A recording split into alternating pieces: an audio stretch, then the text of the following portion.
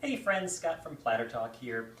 Today we're going to do a demonstration for you. What we're going to make is something a little different. Our number one hit on the website, or one of the biggest hits on the website, is my family recipe for glumpi, or stuffed cabbage. And I think sometimes when people take a look at the recipe, they think that it's a little bit maybe too detailed. Maybe they want to try it, or they've had it in the past, yet they don't want to go through all the steps. So today what I'm going to try to do is maybe take some of those steps away and do a version that I'm going to call Lazy Man Glumpi, or Lazy Man Cabbage, stuffed cabbage. And so today that's what we're going to do. Stuffed cabbage in my home when I was growing up in Detroit was always served during holidays or special meals because it was something very special to us as a family. So I want to go ahead and see what we can do to make this a special treat for you guys as well. So what I've done is I put some things together here. Now you can always go to our recipe for stuffed cabbage, and we'll have it on the website here as well. But what I have in here is about 2 pounds of ground beef. Now if you'd like, you can do a pound of ground beef, and you can do a pound of Italian sausage if you'd like. Traditionally my mom used to always use just the ground beef, but again, if you want to kind of flavor it up, you're more than welcome to. I'm going to do a ground beef. This is 90-10. It's a little bit more lean. And the reason that I'm using a 90-10 for leanness is because what I'm doing is something that my mom never did, and that's adding a little bit more fat in. I'm going to actually add some bacon in. So I've got about half a pound of bacon that I cooked in the oven, and I just did a rough chop to it. So I'm going to add that into our meat mixture here. And then also with stuffed cabbage, what you're going to do is you're going to add some onions. And what I have here is just about 1 small to medium-sized white onion chopped. Okay. And then I'm going to add some rice to it. Now, the amount of rice, you may ask, is going to be completely up to you. I'd say probably close to a half a cup to a cup, depending on what you like. Now, again, I think traditionally when this was being made, years and years and years ago, they used rice as a filler or a binder to it. So again, it's up to you. If you want to use brown rice, you can use brown rice. If you want to use white rice, you can use white rice. The only thing with it, guys, is the rice has to be cooked before you put it in. If you don't cook the rice before you put it in, it's going to come out and it's going to be too chewy. Okay? I have an Italian breadcrumb here, and again, I'm going to go ahead and add just about a half a cup here. You can probably do about a half a cup to 3/4 of a cup. I'm going to season with some salt and some pepper as well. And we'll get some pepper in there, and I've got a little bit of kosher salt here. And I'm just going to do about a pinch or 2 of that. Maybe a little bit more. And then lastly, what I'm going to do is I'm going to add an egg. Now, I have 2 eggs here. And the reason I have 2 is because I might use both of them. I'm not sure yet. What I really want to do, I'm going to get my hands in here, is I want to mix this up. And what I want to come to is a very moist mixture, because you want your meat mixture to be nice and moist when it's cooking in the oven. So again, I might add that second egg if I feel that this isn't moist enough. And again, I won't know that until I actually start to mix this up. Okay?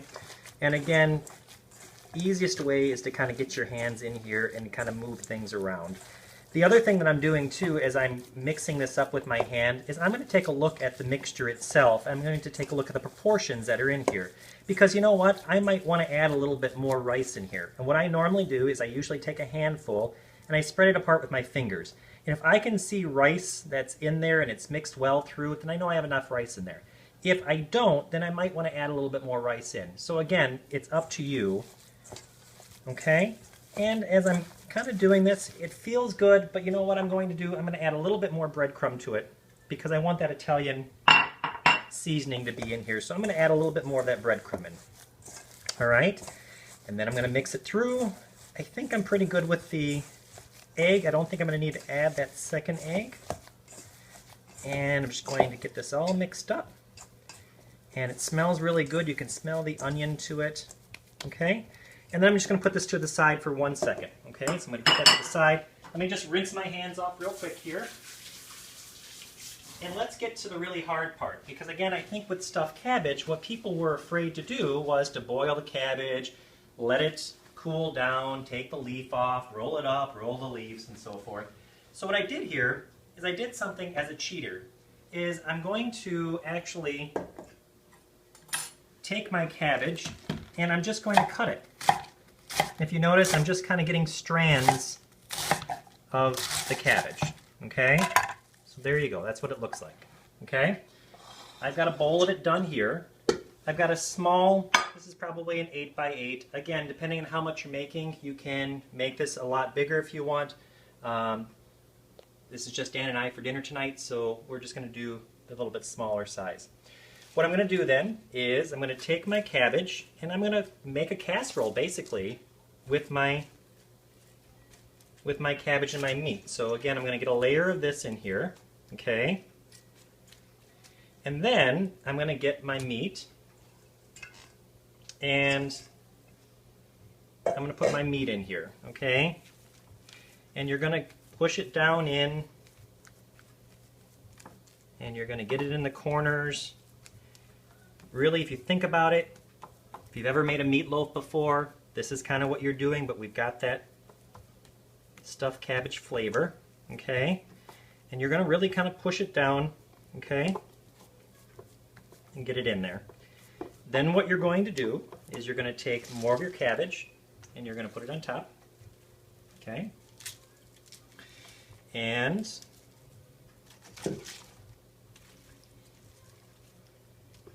what you're going to want to do is once you get this nicely covered is the same thing that we used for our stuffed cabbage before, which was just your basic tomato soup, and you can use whatever tomato soup that you like, okay?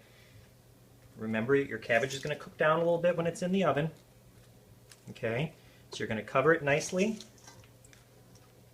and then you're going to take your tomato soup and you're going to pour your tomato soup on top of it, okay? Now, I've got 2 cans of tomato soup here because what I like to do as this is baking, I like to add a little bit more on top to make sure that I've got enough in here, okay? So basically, you're just going to get your tomato soup on top, and then you're going to plop this in the oven. I would say 350, and how long, you ask? Well, you know what?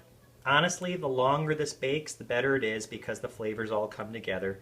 If you can't wait, it's probably going to be done in about an hour and 15 minutes, hour and a half, okay? If you can wait, then I'd say let it cook longer, okay? So what I would do is I would spread it on top, and then what I would also do is I would cover it. And I would get a cover on top of this. I would put this in the oven, okay? You know what I might also do? Because I like to eat the cabbage, I'm going to add a little bit of pepper to the top of this, okay? And then again, I'm going to toss it in the oven about, like I said, at least an hour and 15 minutes, hour and a half at the very least. I would probably say 2 hours, 2.5 hours if you can wait, but at a 350 oven. And that, my friends, is what I'm calling Lazy Man Gumpy. You can see it goes together very quickly, and your family's going to love it. So why don't you give it a try and let me know what you think. And again, Scott from Platter Talk, and we'll talk to you soon.